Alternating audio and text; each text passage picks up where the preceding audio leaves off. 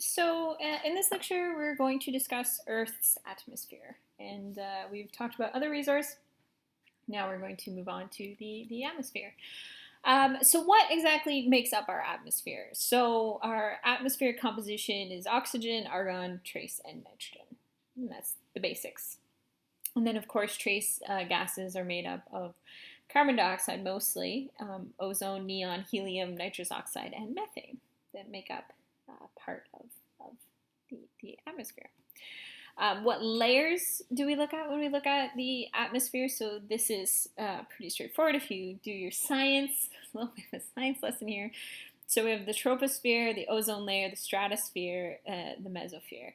And then, of course, as we know, that ozone layer protects us from the sun and the harmful UV radiation, and that is the layer that we are most concerned about when we talk about the Earth's atmosphere. So greenhouse gases, or what we call greenhouse gases, are water vapor, carbon dioxide, methane, nitrous oxide, and ozone. There's not a lot of them, but they have a huge impact, and we contribute to these, and this damages our atmosphere. Everything from air conditioners to factories. And it is estimated that 6,000 people in Canada die because of air pollution every year. So there you go. 6,000 people in Canada. That's just in Canada. Persistent organic pollutants, or POPs, as we call them, are chemicals used in pesticides and other products like coolants, so fridge, AC units, glues, and industrial chemicals. They end up in the environment, and they can get into a lot of different things. And this is what we call bioaccumulation, when they get into the environment and they build up over time. And then the migration of the POPs is the grasshopper effect, because they get from places far away from where they came from. So they move around through different methods, and that's how this happens. So can we control any of this? Can we control it? In 1999, Canada created a series of regulations to control the use of the chemicals.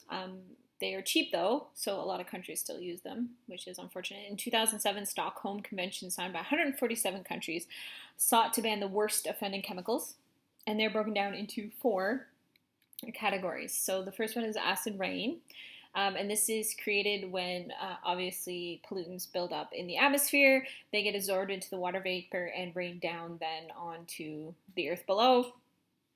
It can kill lakes and forests. Obviously, it hasn't got to the point where it kills people yet, but it can kill a lot of vegetation very quickly. Huge areas can be affected from the source, far from the source of the pollution, because the water vapor moves. So just because the town with the factory is spewing it out does not necessarily mean that the acid rain is going to fall on that particular town. Critical load is a level of pollution that is higher than the ecosystem can handle. So areas that are already acidic, like bedrock, are threatened by acid rain. Trees are also very susceptible to acid rain, as is soft stone like limestone and chalk. Acid rain can be very detrimental to a lot of older buildings and trees, plants. So the impact of these acidic deposits can be lifelong, aquatic life, land life, human health, material damage. A lot of these things, and while, like I said, it's not killing you on contact, you can have issues with asthma in children and seniors, and the water can become contaminated, which you can't drink, so all these sorts of things. Smog. There are 2 types. London and Los Angeles. London fog is from burning fuels that release sulfur and dioxides into the air. And it is caused when a layer of cold air at the ground is trapped by a layer of warm air above it, and this is called temperature inversion. So London fog was so coined during the Industrial Revolution, when there was a lot of smog and fog being pumped out into the air from factories. In between the 1800s and 1900s, a lot of people heated their homes with coals, and this is what perpetuated all of that. And this is where you get this London fog. Los Angeles smog is caused by a chemical reaction of nitrogen-based gases and the sun, usually on humid days.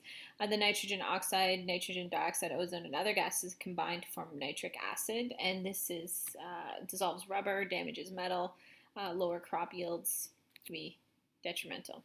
So what can we do to help all of this? Reduce the source of the pollution.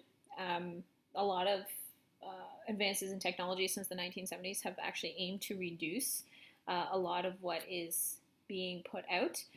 Burn cleaner gasoline, working on that. Limit the number of cars on the road.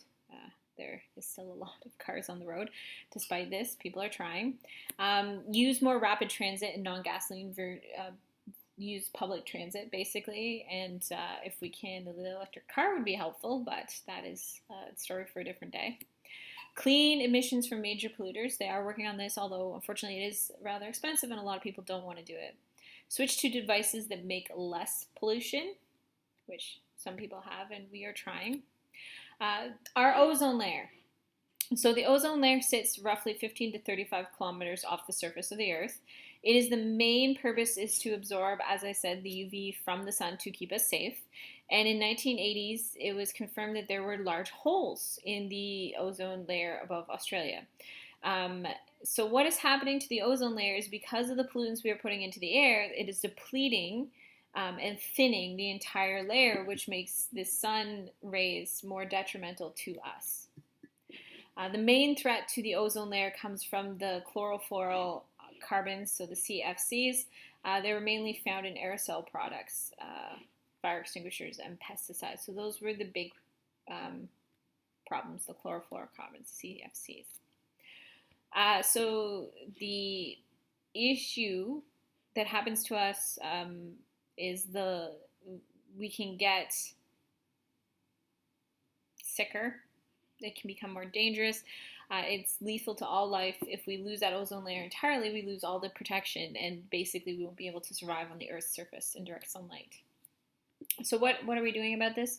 The Montreal Protocol was signed in 1987, and by 25 countries, but we now are up to 197. It was signed in 1987, and it was signed by 25 countries, but 197 have since signed.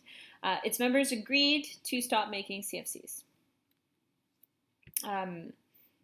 The Montreal Protocol countries are now working on hydrofluorocarbons, HFCs, that are not as bad as CFCs, but they still do deplete the ozone. There are alternatives that do not deplete the ozone, and these are being encouraged. Development countries are meant to eliminate HFCs by 2030. Developing countries have until 2040 to get rid of these to help. Okay, and that is it for the atmosphere and what we're looking at here. Hopefully I kept that short and sweet. It is more science than anything, and I'm not a fan. So that's it for me for now, and we will see you in the next video.